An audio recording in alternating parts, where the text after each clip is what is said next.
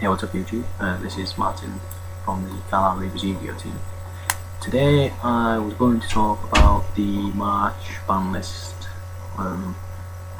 which I might do later on tonight, but right now I want to talk about something else. I want to talk about moving forward in Yu-Gi-Oh, and I also want to have a look at the last 6 months.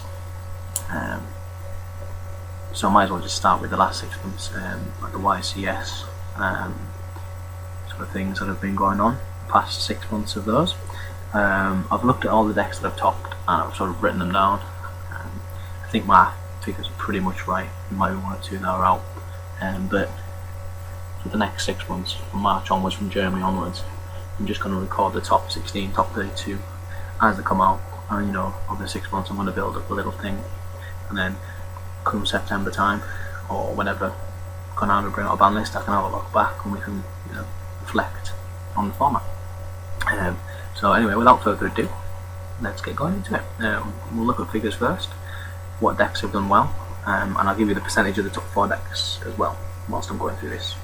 So plants were 58 tops, which is just over 30% of the overall tops. That's obvious, you know, they're a strong deck.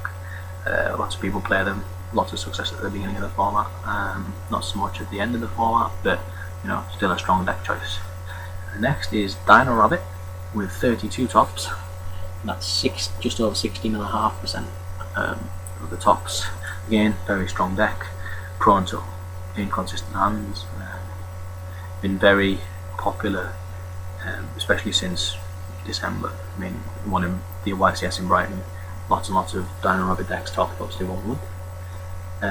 Next is Agents with 26 tops and 13.5%.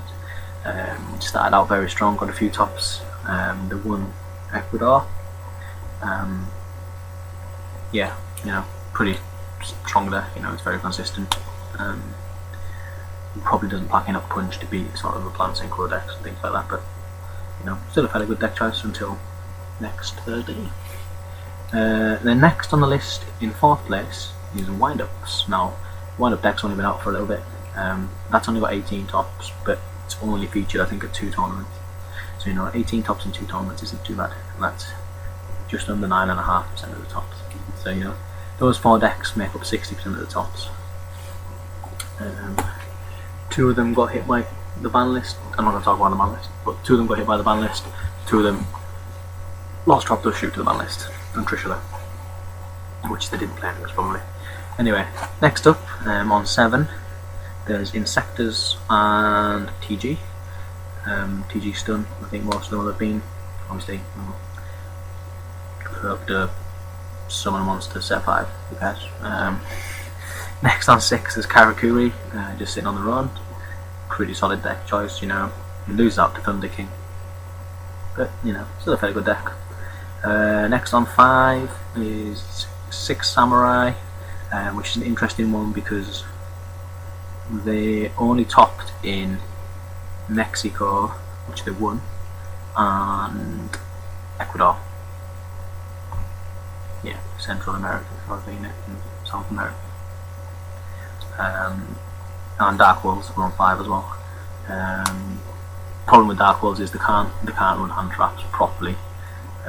Just because of all the random discard. I mean, with drag down your opponent's obviously just going to kick your max or your effect failure, and if you Mind Crush, say something stupid to try and discard a Dark World, it doesn't really work that well. But yeah, Dark Worlds, if someone builds a really consistent build, you know, I think they might have done better, but we'll see. Next was Chaos with 4 tops and the 1-1 obviously, in Kansas.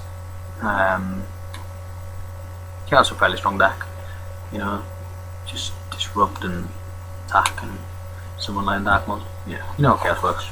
Chaos has been part of the game for what, 7 years now. Next we have the ones on 2. I'm probably not going to go much into these unless there's an unusual one in there. Anti-meta, you know, Anti-meta gets lucky to play all meta decks, you know, you're alright. X-Sabers, it's a pretty nice thing. Monster Mash, obviously not monsters. Gladiator Beast, I think Gladiator Beast is fair enough. there's always one or two guys trying to still carry the torch for those pretty strong deck. Gravekeepers, they're not too bad. I can't remember what they topped at. I think it might have been Mexico and Ecuador again. I'm not sure though, I can't remember. Frogs, I've included all kinds of frogs because I assume at one point they'll have decided into or out of Frog Monarch. And that's it for the twos. Each with their individual top, one top, is Dragons, probably Disaster, doesn't really say. Held Perfection, could have probably collapsed that with Agents because it would have probably just been a variant on Agents. Anti-Monster, one Blackwing, Gemini Heroes, Nordics, that's a cool one. That was in September, so I think that was probably just like a single thing with Nordics thrown in there. Machina Gadgets, one. Water Synchro with one. Chainburn with one. Dejar with one. That sort of, raises questions. Scraps and Wind Up Insector Mishmash, which everybody thought would do really well, I assume, because everyone was hyping it up. Who knows? Yeah, so that's 28 different deck types, 27 if you clash Held of Perfection and Agents together. 12 of them only top ones.